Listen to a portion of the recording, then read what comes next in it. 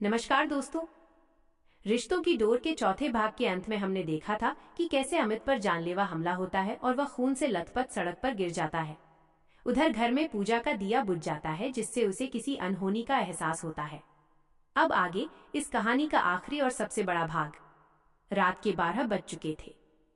City hospital के emergency ward के बाहर पूजा और कावेरी जी बदहवास हालत में बैठी थीं।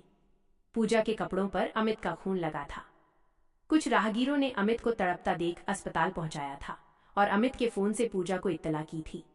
तभी ऑपरेशन थिएटर का दरवाजा खुला और डॉक्टर बाहर आए। डॉक्टर के चेहरे पर गहरी चिंता थी। उन्होंने कहा, देखिए, मरीज के सिर पर बहुत गहरी चोट आई है। उनका बहुत सारा खून बह चुका है। अगले 24 घंटे उनके लिए बहुत नाजुक हैं। आप लोग दुआ कीजिए।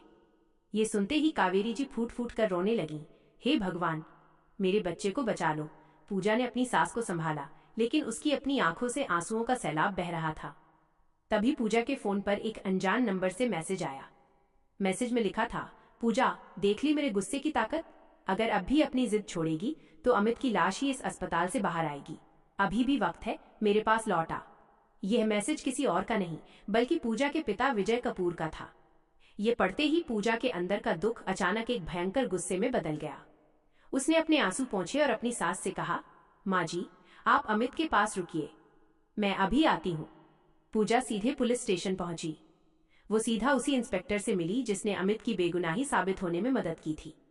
पूजा ने रोते हुए अपने पिता का वो मैसेज इंस्पेक्टर को दिखाया और कहा, इंस्पेक्टर साहब, मेरे पति का एक्सीडेंट नहीं हुआ बल्कि मेरे अपने पिता विजय कपूर ने उन पर जानलेवा हमला करवाया है।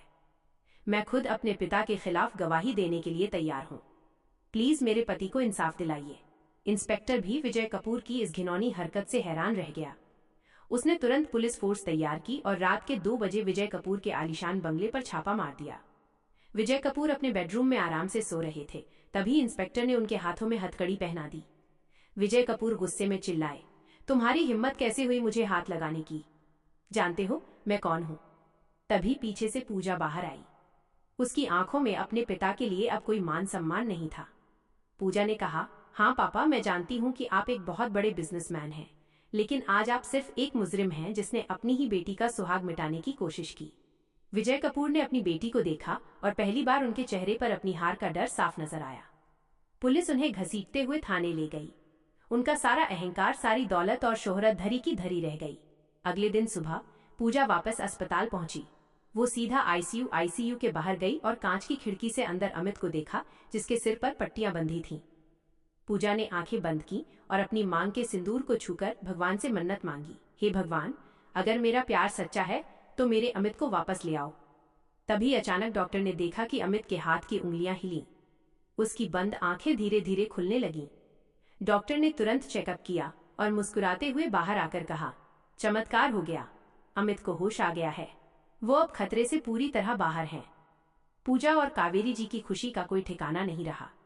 पूजा भागकर अंदर गई और अमित का हाथ थाम लिया। अमित ने कमजोर आवाज में मुस्कुराते हुए कहा, पूजा, मुझे क्या हुआ था? पूजा ने अमित के माथे को चूमा और कहा, कुछ नहीं अमित, एक बुरा सपना था जो अब खत्म हो चुका है। अब हमारे बीच कोई नहीं आएगा। 3 साल बाद अमित अब पूरी तरह ठीक हो चुका था। अपनी मेहनत और ईमानदारी के दम पर वो अब उसी कंपनी में एक बहुत बड़े पद पर पहुंच चुका था और उसकी सैलरी भी बहुत अच्छी हो गई थी। उसने अपनी मेहनत की कमाई से शहर में एक सुंदर और बड़ा घर खरीदा था। आज उस नए घर का उद्घाटन था। कावेरी जी नए घर के मंदिर में पूजा कर रही थीं। अमित और पूजा एक दूसरे का हाथ थामे खड़े थे। पूजा की गोद में एक छोटा सा प्यारा बच्चा था।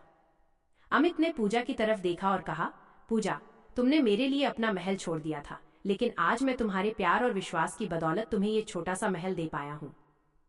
पूजा ने मुस्कुराते हुए बच्चे को अमित की गोद में दिया और अमित के कंधे पर सिर रखकर बोली, अमित, महल बड़ा हो या छोटा, उससे कोई फर्क नहीं पड़ता।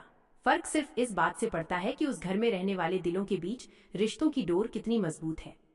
पूरा परिवार हंस रहा था और उनके घर में खुशियों की शहनाई गूंज रही थी।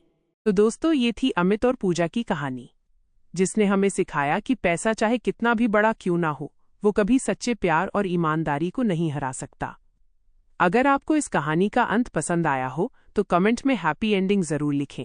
वीडियो को लाइक करें और हमारे चैनल को सब्सक्राइब करना न भूलें। मिलते हैं एक नई कहानी के साथ, तब तक के लिए धन्यवाद।